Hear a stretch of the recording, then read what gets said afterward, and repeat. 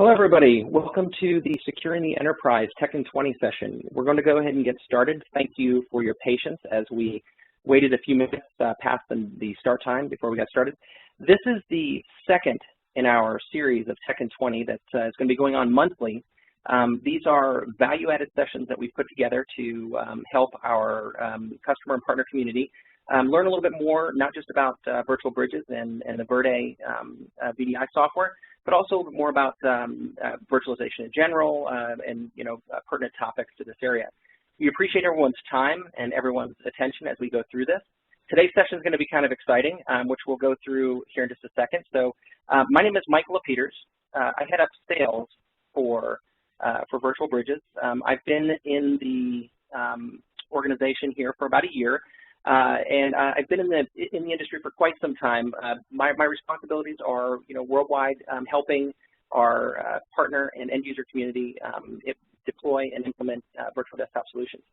What we're going to cover today is a couple of things. Today, we're going to first off go over through the panel of who we have on board here that's going to help answer some of these questions. We've got a couple of really probing questions about security as it relates to both virtualization and VDI specifically. Then we have a couple of additional questions that we're going to propose to the group as a whole. And then hopefully, those of you that are present on the call will participate and ask some of the questions. With that, I'd like to go and actually introduce who we have with us on the call. First off is Tim Scoville. Tim is our Senior Staff Quality Assurance, and he also is our Information Assurance Engineer. He's got over 7 years experience in the security community. He is a certified ethical hacker, so he is the specialist inside of our organization that helps make sure that we are providing the most secure technology we possibly can. He's got a lot of great relevant experience in this space that he's going to share with us today. Next up with us, we have Chris Aney. Chris has got over 20 years working with the Department of Defense. He retired from the Air Force a couple of years back. He's got his master's degree in IT management. He's really the expert we have on security, especially as it relates to classified environments and high secure environments. Next, we have Rick Allen. Rick has been with us for a while. He's our Senior Solutions Architect. Rick is one of those guys that goes out there, and he's one of our main implementers for our customer community. He's got 6+ years designing and deploying VDI solutions. He's a Linux expert. He's also played around a little bit in the Windows space, but really his forte is working in that Linux space. So anyway, so let's get started. I think we're going to start off with Tim. So Tim, the question is how can you improve the efficiency of threat and vulnerability management using virtualization? Right. Thank you, Mike. This is actually a really interesting topic that can involve a lot of discussion, so I may go a little bit long. But what we need to really start out with is, what is threat and vulnerability management? And if you look at the ISO 27005 definition of a threat, it's a potential cause of an incident that may result in harm to systems or organizations. It also defines vulnerability as a weakness of a group of assets, or an asset or a group of assets that can be exploited by one or more threats. While these are really nice, clear, and concise statements, it's really hard to take any meaningful action, based off of this definition. So really to manage the threats and vulnerabilities, we have to dig a layer deeper and understand, okay, in the threat, what are the threat sources that we face, and what are the vulnerabilities that we're protecting, and that we're controlling, so that we have a more holistic view of what we're trying to accomplish. So the most common threat source that people think of is, what they see in movies, which is, some kid with spiked hair that's, drinking a lot of caffeine and quickly gains access to some central server and gets the information he's after. While that is a threat source, it's not the most common. So the threat sources, that we look at are, first off, the outsider, which that guy would fit into. So that would be your hacker or cracker. So, we have groups like Anonymous that are well known for launching distributed denial of service attacks, and those types of exploiting those types of vulnerabilities. We also have organized crime that's in it for the money. Then we also have just the individuals who, they may just be doing it to see if they can do it, the thrill of the chase. And they're a real wild card because you don't know what they're doing.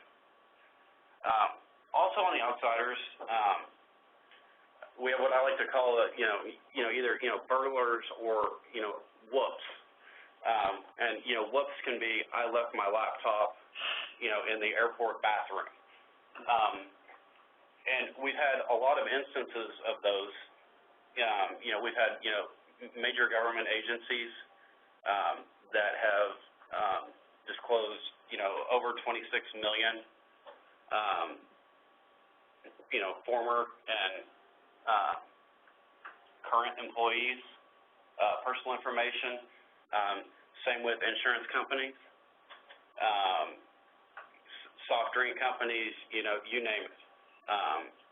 If somebody gets into the laptop and it has personal data on it, that's definitely a vulnerability. Then we also have the insider. And I would like to break that into two. So we have an insider that is intending to do harm and then an insider that isn't intending to do harm. So, if we look at insider that's intending to do harm, there's a name that we can probably all think of right now that fits into that category. But you also have, corporate espionage. You have disgruntled employees that all may want to harm, the system or the network. Then we look at, without intent. And this one's kind of, insider-ish, but we had a major retail chain recently that lost 40 million credit card accounts where they were disclosed. And, that was done by malware that was installed on a laptop and the person did not realize it. Or, you have somebody that found a USB key in a bathroom or in a hallway and they just plug it into their computer to see who it is.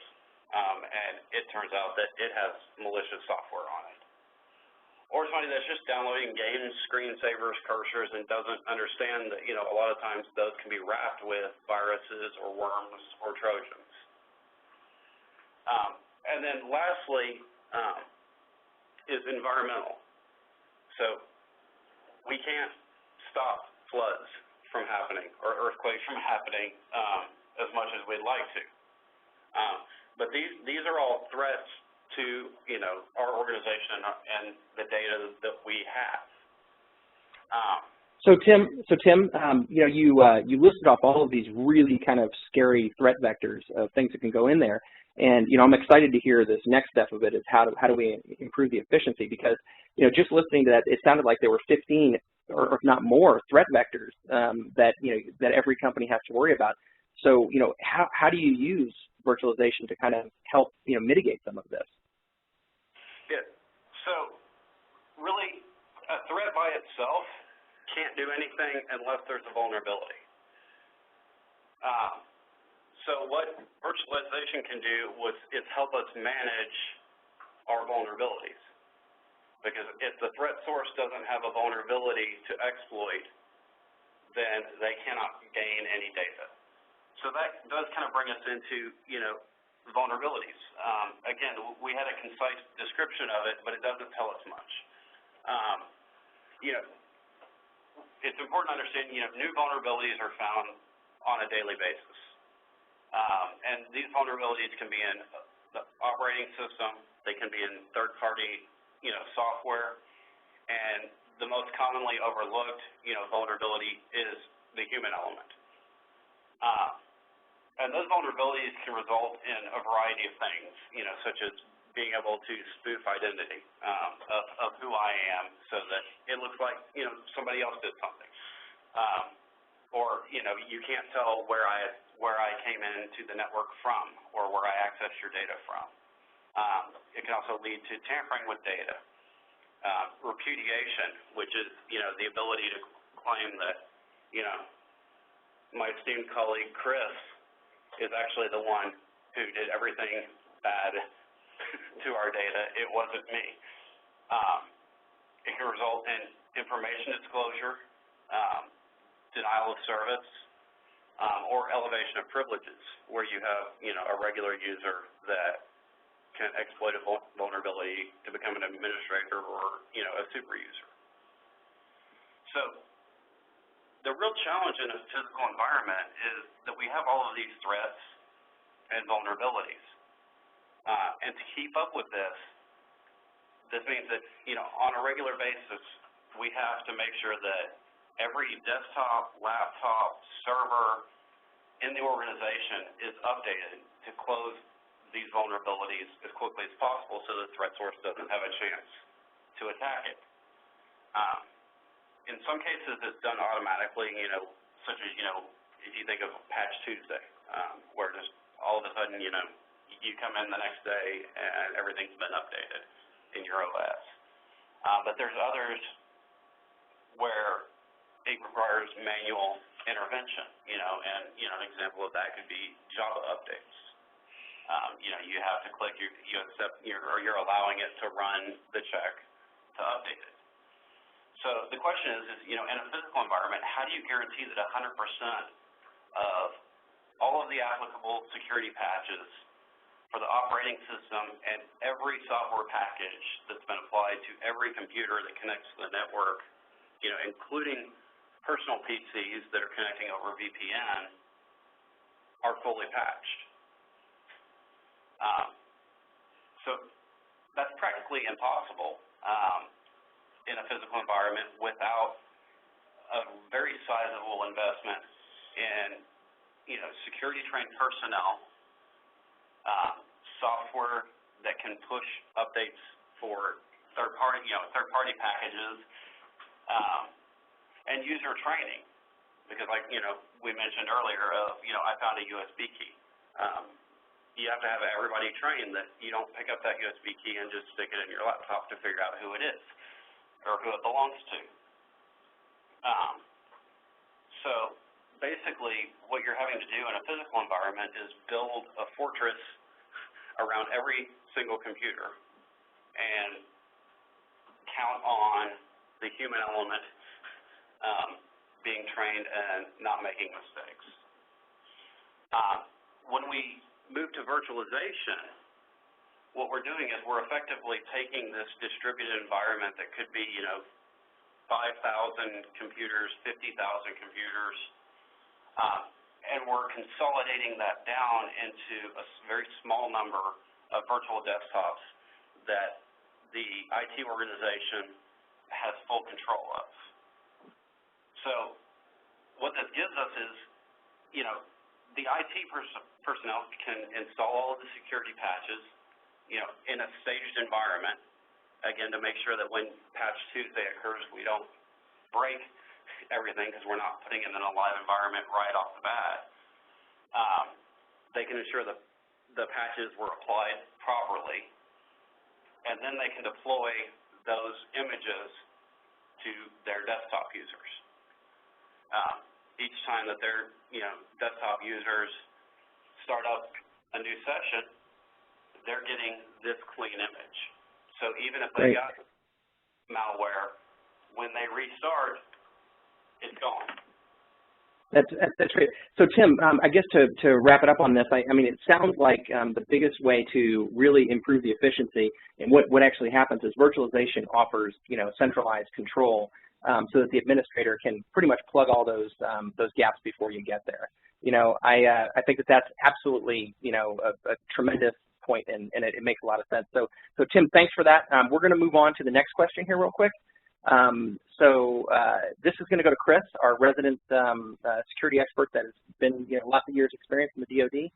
So Chris, what methods can you use to streamline security operations?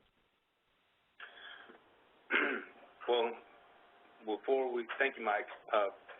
Before we start with the methods, we have to ask ourselves, why are we streamlining our security operations? The three biggest ones are costs, usually in the form of budget reductions, which means now you have manpower reductions. Also, increased costs related to power, space, and cooling for the systems in use, and of course the annual maintenance and logistical support of those systems. Second thing is complexity. We're trying to reduce the complexity of our security operations. By that, we can remove outdated policies and consolidating any disparate technologies that have grown in your organization, which can, over time, create bottlenecks and have complicated interactivity. And then the third thing is you want to streamline your security operations for improved efficiency. You try to automate as much as you can, from built-in isolation controls based on group policies to user accesses. And of course, you want to synchronize your security methodologies with your business requirements to make sure that you have a focused effort rather than unnecessary and redundant implementations. Now, what should be the focus of your security operations? When you're evaluating your operations, you ask yourself, what is exactly that you're securing? Your people, your property, both real and intellectual, and of course information, whether it be yours or your customer's information. And then with that, your own reputation. What is the value? So when you're streamlining security operations, the value of all that combined is usually the long pole in the tent. You got to be smart about your design, but don't pinch too much because it could cost you in the end. Now, as to the how or what methods can be used, of course, centralized management, monitoring, and reporting. One problem that organizations face is log monitoring and reactive measures. We all have to log events such as accesses, failed logins, and system reboots. But if you don't regularly monitor these events and receive timely notifications, bad things can happen before you're even aware they did. Secondly, you want to automate everything you can so you can react in a timely manner. You lower your risks when you do this by reducing human interaction, thus reducing the chances for your human errors and duplication of effort. Automate what you can when it comes to network and data access reporting. Rules should be in place to alert your IT staff of unauthorized accesses, particularly during off-peak hours. Mitigation practices should already be in place to prevent data breaches.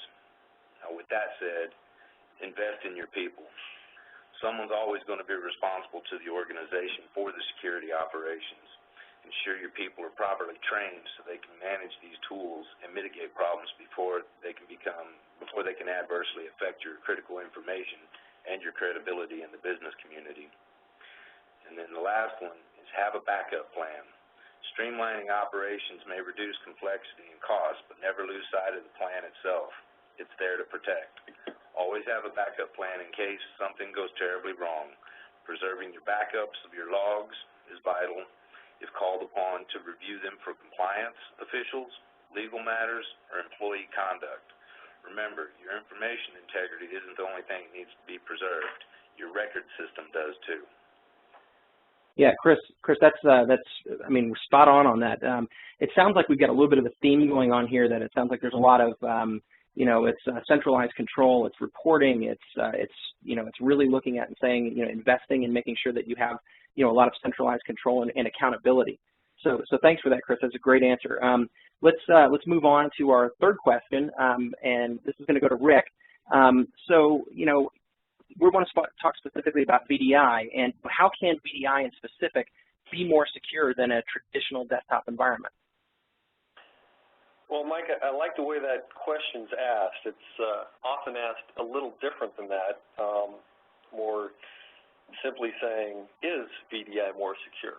And the straightforward answer to that is, well, no, it's not. You can have just as insecure a desktop operating system environment in VDI as without, but there are a number of, if you're not addressing those vulnerabilities that Tim talked about at the beginning of this. However, there are some inherent advantages when you do move to a VDI environment that allows you not only the ability to, out of the box, have a more secure environment, but gives you the ability to apply measures to a large desktop environment that you wouldn't necessarily be able to if in individual physical desktop environment. Back about 6 years ago, 2008, when folks were just starting to look at VDI as a potential for the enterprise, at that point, most folks already understood the advantages of server virtualization, but it wasn't as well understood, or it wasn't as well accepted, that many of those same advantages could apply to desktop computing as well. One of my colleagues at the time came up with, I think, is a good and useful analogy still, and comparing physical desktops to individual homes versus VDI being an apartment building. It's kind of like Tim alluded to earlier of you would be hard-pressed to build fortresses around each individual home. However, in an apartment building, there are some things that you could do to secure that that would make sense when it's done at that kind of scale. But keeping in mind, yes, VDI is just one method to achieve what you would consider a well-managed desktop environment. There's other ways to get there, but VDI inherently is delivering that centralized control that we talked about. Yes. So one of the inherent advantages is that you don't have data, actual data on your endpoint devices. You're bringing that into the enterprise. Clearly, you still have to have the ability to interact with that data for these desktops to be functional. So you do need to be able to ensure that there aren't threats on the endpoints. But in the first place, there's the amount of data that is transferred to a virtual desktop is a small portion comparative to, say, having the entire document, spreadsheet, or database residing on the endpoint. And however you encrypt that data on the endpoint, if an attacker does achieve physical control of that endpoint device, that encryption is just delaying the inevitable. At some point, they'll be able to break that. Once you've pulled that into a central data center, you do have the opportunity to both detect, prevent, and possibly terminate any unauthorized connections to that. You can essentially invest more in your gatekeeping devices. You can have that 24-hour personnel there at the front desk checking who comes in and who goes out. In addition, as far as managing the desktops themselves, one aspect of a well-managed desktop deployment would be that you have a one-to-many relationship with the actual operating system image. In VDI, you could have a single gold image that is servicing many thousands of users. This is where you get to that being able to have 100% compliance or 100% know that you've deployed patches to 100% of your users. You're patching gold image. Yeah, I definitely heard you saying. So I appreciate the concept. So what sounds like the biggest advantage of or how you can be more secure is it comes back to that whole thing of saying building the right kind of model and taking into consideration, how you want to be more secure is an imperative as you're designing your VDI implementation, because as you mentioned early on, it can be just as fraught with risk and holes as a physical environment. So I know that to respect everyone's time on the Tech-in-20 concept, we should have known better than to try to put 3 security experts and a talkative sales guy on the line and figure we could get done in 20 minutes. But I do want to kind of wrap up this with a couple of statements and saying, you know, kind of the biggest takeaway from this is really that there are a ton of threats, and one of the best ways to mitigate threat is to really bring in centralized control, but to bring in centralized control without making it positionally that, you know, your users can't get their job done. So I think that it's really the objective here is to kind of, you know, plug the gaps, but plug the gaps strategically, smartly, monitor what you're doing, invest in your people, and have a great strategy as you're building out your infrastructure. What I'd like to do right now is kind of open it up to the group if anyone's got any specific questions that they'd like to ask. Again, we're trying to respect everybody's time. I know we've run a little bit late,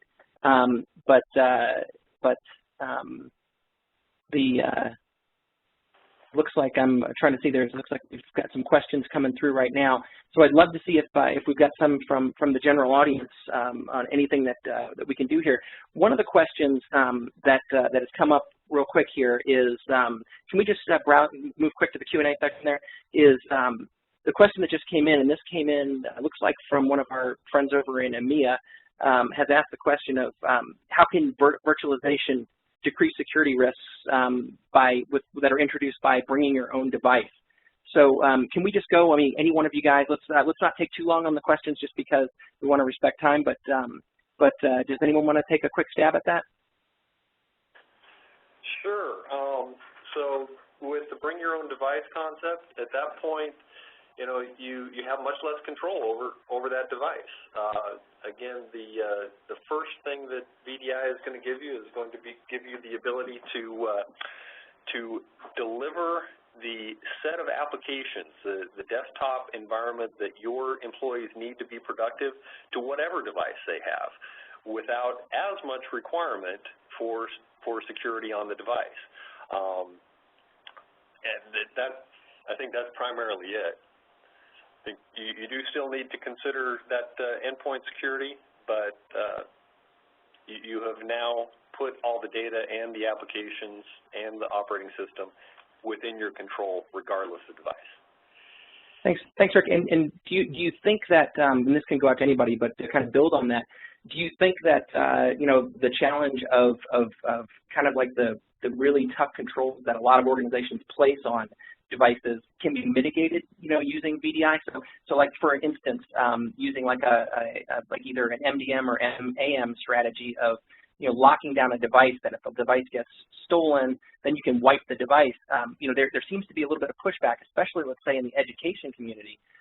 So I mean, does VDI mitigate this? Yeah, I would say that it does.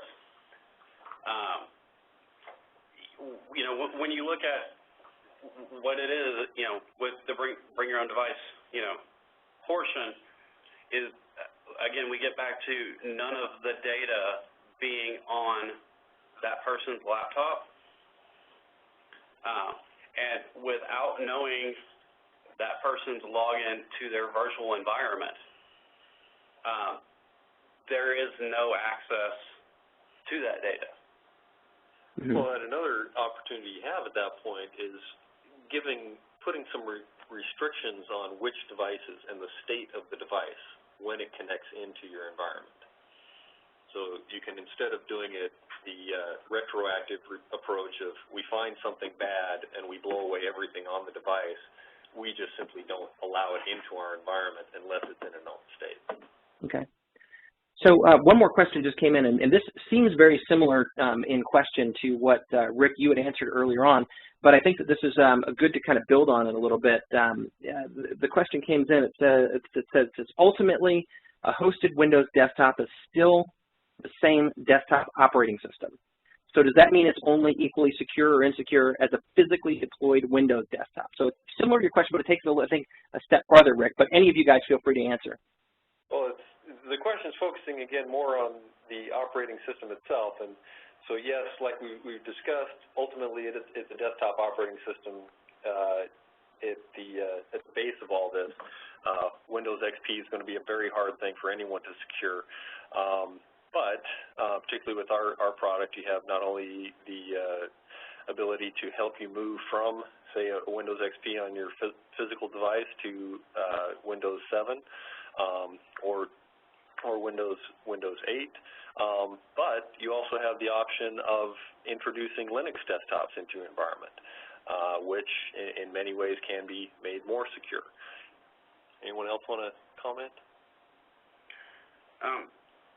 The only comment I would add is that this kind of ties into the same discussion that we had earlier, which is the one versus many. You know, in a physical environment, you've got to make sure that each of those Windows desktops is secured, and that the third-party software on it is secured. Whereas in a virtual environment, you have, say 1 to 5 gold images that were built up by IT staff with security knowledge to manage. So it makes for very easy compliance auditing versus a physical environment. Sure. So let me ask a question. This just came in from one of our partners in the Midwest of the United States. So we're talking about, all the different ways of securing these environments, but let's talk about inside the virtual clients themselves. Is there a specific endpoint security technology that we recommend, or that we work with, or we don't work with from a technology standpoint? So there's a number of vendors that we do work with that specialize in highly secure endpoint devices. Raytheon Trusted Computing Systems is one of those that that's their forte. But then also just if you're comparing, say, a traditional physical desktop to any thin client, a typical thin client can be locked down much more easily and much more completely than a typical Windows desktop or other endpoint device. Yeah, it has a minimal Microsoft or minimal Linux operating system on it that just allows for connections, so it's not hard to lock that down at all. Yeah. So really, you're minimizing your attack surface. Which going back to Tim, your beginning point, which is there are a lot of attack surfaces, and the objective is to minimize the attack surfaces, and then you can build that fortress around the apartment to take Rick's analogy as well. Exactly. And one other thing that I would like to add, just in the virtualization versus the physical environment, just based off of the discussions that we've had here. When we're talking about, end users being responsible for, part of the security of their own devices, and knowing that somebody's maybe walking around and checking it and auditing it on a regular basis, that makes people nervous if they're not security people. And one of the huge benefits to me of using VDI and having images that are created by, security experts is that the security really becomes a lot more transparent to the end user. They know they start up their desktop and they log in. They don't have to worry about anything else.